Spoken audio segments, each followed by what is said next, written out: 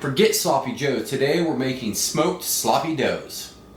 We're going to be taking ground wild venison. We're going to make a tangy barbecue-like sauce for it. We're going to smoke this low and slow for about 2 hours. It's really good. It's not hard to make. It's sure to please the crowd at deer camp or at home. Let me show you how I like to make it. To get started, we're going to take our ground venison.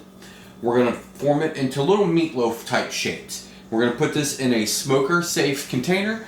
I'm going in with cast iron. We're going to season it with your favorite rub or seasoning, all-purpose rub, wild game rub, whatever you got. We're going to season this up really good. We're going to go on our smoker that's set at 250. I'm using the Pit Boss. I got it loaded up with some Bear Mountain Gourmet pellets. I think those pellets are a nice addition to wild game. It's not overly smoky like a mesquite. There's a nice touch of smoke and a little bit of heat. I'm sorry, not heat. Sweetness. We're going to set this inside our smoker and we're going to let it smoke for about 45 minutes.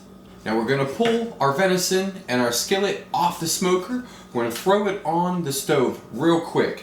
Now this is not fully cooked. It's more smoked than cooked. We're going to start breaking this up into small chunks and get it cooked up a little bit more. Now in with our garlic. We're going to cook this up for about another minute. Now we're going to go in with our onions and our green peppers and we're going to get this sauteed up. Now we're going to go in with the rest of our ingredients, our ketchup, our Worcestershire sauce, our brown sugar, all that stuff. We're going to get it brought up to a simmer on the skillet, then we're going to take it back out to the smoker. We're going to kick it up to 250 degrees and we're going to let it go for another hour, stirring it occasionally.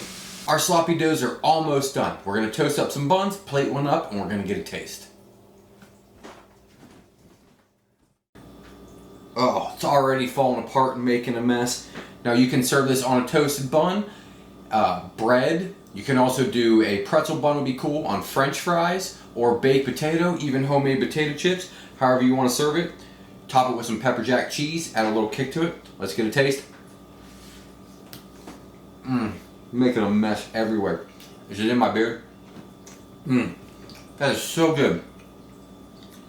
It's a little tang, smoky. Very, very smoky, but not overpowering.